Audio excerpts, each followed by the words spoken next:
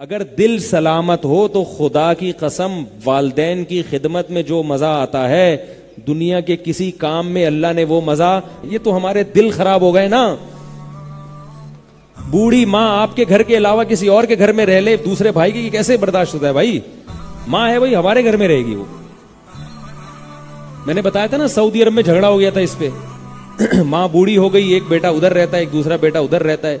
ایک بیٹا کہہ رہا ہے بوڑھی ماں میرے ساتھ رہے گی, دوسرا بیٹا کہہ رہا ہے بوڑھی ماں. بھائی گھر میں اگر بوڑھا باپ نہ ہونا اور بوڑھی ماں نہ ہو وہ گھر کم ہے ہوٹل زیادہ ہے. گھر بنتا کس سے ہے؟ ماں باپ سے. اگر گھر میں والدین نہیں ہیں تو وہ گھر نہیں ہے. والدین وہ ذات ہوتے ہیں جو بھائی بہنوں کو جمع کر دیتے ہیں ایک جگہ. اگر والدین نہ ہوں تو بھائی بہنوں کا بھی رشتہ آہستہ آہستہ کمزور ہونا شروع ہو جاتا ہے. تو اس لیے اللہ نے جن لوگوں کو والدین کی نعمت سے نوازا ہے نا تو اس نعمت کی قدر کرو, اس نعمت کی قدر کرو.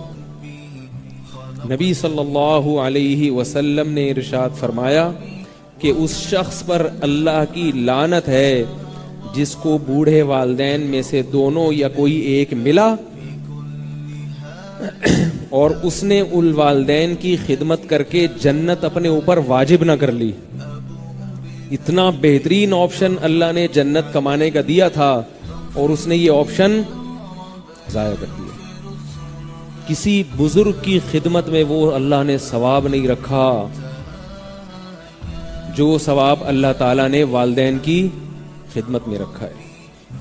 میرے نانا انتقال ہو گیا, اللہ ان کی مغفرت فرمائے, حضرت مولانا عبد الرحیم رائے پوری رحمہ اللہ تعالیٰ جو ہندوستان کے بہت بڑے بزرگ گزرے ہیں, ان کی خدمت میں گئے اور عرض کیا کہ حضرت آپ کے پاس آیا ہوں آپ سے دعا کروانے کے لیے.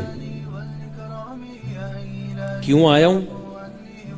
دعا کروانے کے لیے. تو میں نے اپنے نانا سے خود سنا, فرمایا کہ مولانا عبد الرحیم رائے پوری رحمہ اللہ تعالی نے فرمایا کہ تمہارے والدین زندہ ہیں؟ فرمایا ہاں.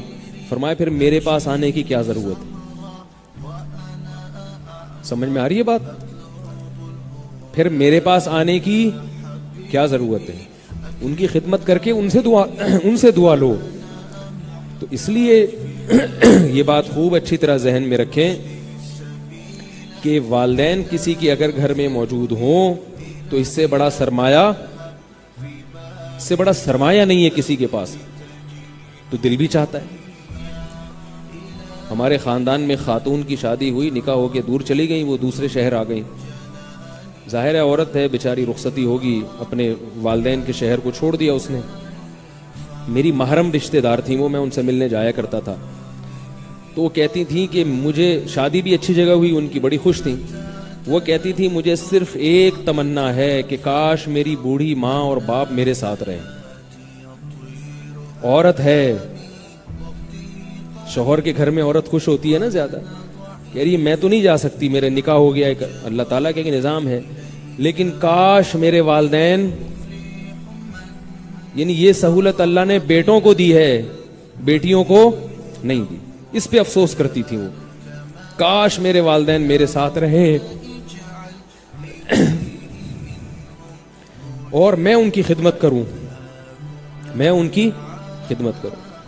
تو اس لیے اگر دل زندہ ہو اور دل سلامت ہو تو انسان کی خواہش کیا ہوتی ہے؟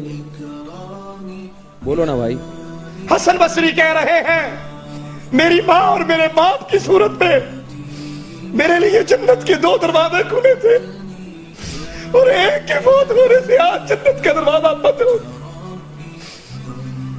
ماں باپ کی خدمت, ماں باپ کی شان پوچھنی ہے تو ان سے پوچھئے جن کی سروں سے یہ باغ ڈھل چکا ہے, جو ترستے ہیں کاش ہم اپنے باپ کی شکل کو دیکھ سکتے, جو ترستے ہیں اپنے بابا کا نام لیتے ہوئے, جن کے سروں پہ ماں اور باپ کا سایہ نہیں ہے, ان سے پوچھئے ماں باپ کی قیمت کتنی ہوتی. حسن بصری کہتے ہیں یہ جنت کے 2 دروازے کھلے تھے میں ماں کی خدمت کر کے، میں اپنے باپ کی خدمت کر کے اللہ کی جنت میں داخل ہو سکتا تھا۔ آج ماں کے مرنے سے میرے لیے ماں نہیں مری، میرے لیے ماں نہیں مری، میرے لیے جنت کا ایک دروازہ بند ہو گیا ہے۔ اب جنت میں جانے کے لیے میرے پاس صرف ایک ہی دروازہ۔ ماں باپ کی موجودگی کو اللہ کی رحمت سمجھیے، اس کو غنیمت جانیے، اس کو غنیمت جانیے۔ اللہ کی قسم کھا کر کہتا ہوں، دنیا کی ہر چیز انسان کو مل سکتی ہے، ماں باپ کی نعمت گزر جانے کے بعد دوبارہ نہیں مل سکتی۔ اپنی بیویوں کے لیے ماں کو ٹھوکریں مارنے والوں، اپنی بیویوں کے لیے ماں سے ناراض ہونے والوں، تم ایک بیوی کو طلاق دے دو، دوسری بیوی مل جائے گی، اولاد کو چھوڑ دو اور اولاد مل جائے گی، مال برباد ہوتا ہے اور مال مل جائے گا، لیکن اگر ماں کا سایہ اٹھ گیا ساری عمر تڑپتے گزر جائے گی، ماں دوبارہ نصیب نہیں ہوگی۔ سبسکرائب کیجئے ہمارے چینل اور دبائیے بیل کا آئیکن تاکہ آپ کو ریگولر نوٹیفیکیشن اپڈیٹس مل سکے۔